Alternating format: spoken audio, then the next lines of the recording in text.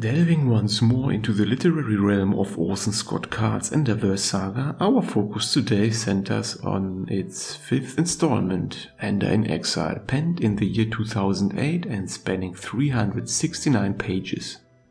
This narrative not only marks the conclusion of the renowned Ender Quintet, but offers a unique perspective on events directly following Ender's Game. Originally having been published in several short stories, Ender in Exile stands out as it merges these short stories into a cohesive novel, weaving together the aftermath from Ender's viewpoint. In the realm of the semi-objective metrics, Ender in Exile tends to be found on the harder side of the sci-fi Mo scale, securing a score that mirrors its chronological predecessor Ender's Game. The narrative scope, akin to its predecessor, centers predominantly on Ender's perspective and those in his immediate orbit, although there are various settings apart from the ship and Earth that are explored as well. Noteworthy is also the narrative's adept portrayal of the repercussions of prolonged relativistic travel and time dilation, a thematic exploration, while present in other novels of the series, but which is probably most convincingly presented in this installment, setting it apart within the Ender Quintet and the Shadow series. The nuanced depiction of time's disparate progression on the traveling spacecraft, Earth and the colonies emerges as a hallmark of this specific plot. The character landscape, or dramatis personae to be more sophisticated in its description, while not as expansive as some counterparts in the series, positions Ender in Exile as a balanced midpoint between chamber play and expansive ensemble piece, featuring a medium-sized cadre of relevant main and side characters. Regarding its critical reception, Ender in Exile was not nominated for any awards. However, in terms of its popular reception, an uptick in its combined score, namely 4.0 out of 5 stars, can be observed when directly comparing it to Xenocide and Children of the Mind, which is likely related to the simple fact that Ender in Exile, as the title of the novel already implies, has Ender as protagonist once again. As per usual in book series with storylines spanning several novels, you should be aware of potential spoilers when the plot is briefly summarized. Hence, the following synopsis will contain major spoilers for Ender's Game. Keep this in mind and proceed accordingly. The story of Ender in Exile kicks off a year after the end of the so-called Bugger Wars. Ender, still on a space station of the International Fleet, faces political turmoil, both nationally and internationally, preventing his return to Earth. Instead, he is offered governorship of the first human colony on a former bugger world. The planet is named Shakespeare. Ender's sister, Valentine, joins him to rebuild their strained relationship and to escape the controlling nature of her older brother, Peter Wiggin, who is on his own quest for glory in the political sphere of Earth.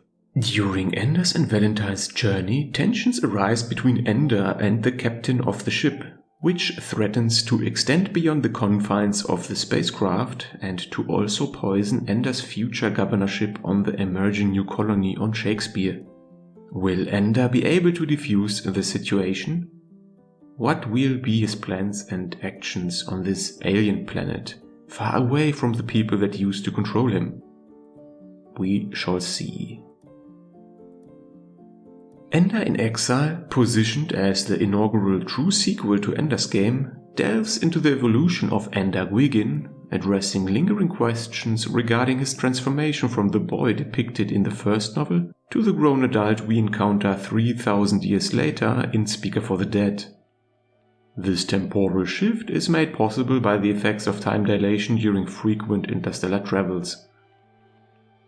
The narrative not only addresses these lingering questions from Ender's evolution, but also extends plotlines from the Shadow Saga, prompting contemplation on the optimal reading sequence of the Enderverse books, which we will certainly discuss in another video dedicated to this very question. A notable strength of the book lies in featuring the original Ender as its central character. an aspect eagerly anticipated by fans that may have been disenchanted with Xenocide's and Children of the Mind's effective absence of Ender as a character. This also extends to Speaker for the Dead, that only showed an adult Ender who has already matured over his millennia of travel. However, a negative aspect of the novel surfaces in the form of a somewhat disjointed plot, characterized by intermittent time jumps between the ship setting, colony setting, and subsequent events in the plot.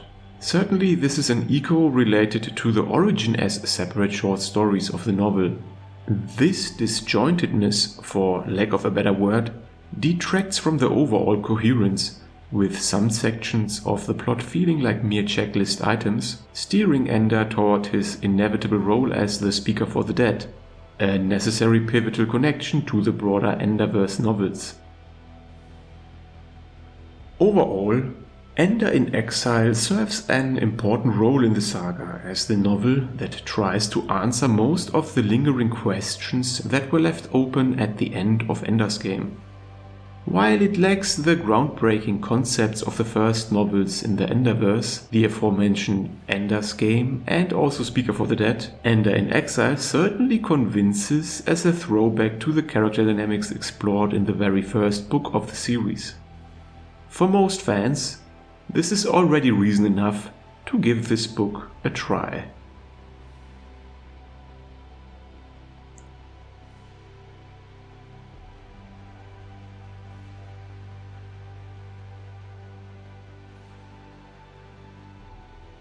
If you liked this video, you may also enjoy the other reviews and content on my channel. Feel free to leave a comment if you want to discuss the novels or if you want to suggest other books that I should review in the future. Please consider upvoting and subscribing, it is much appreciated. Thank you for watching and until next time.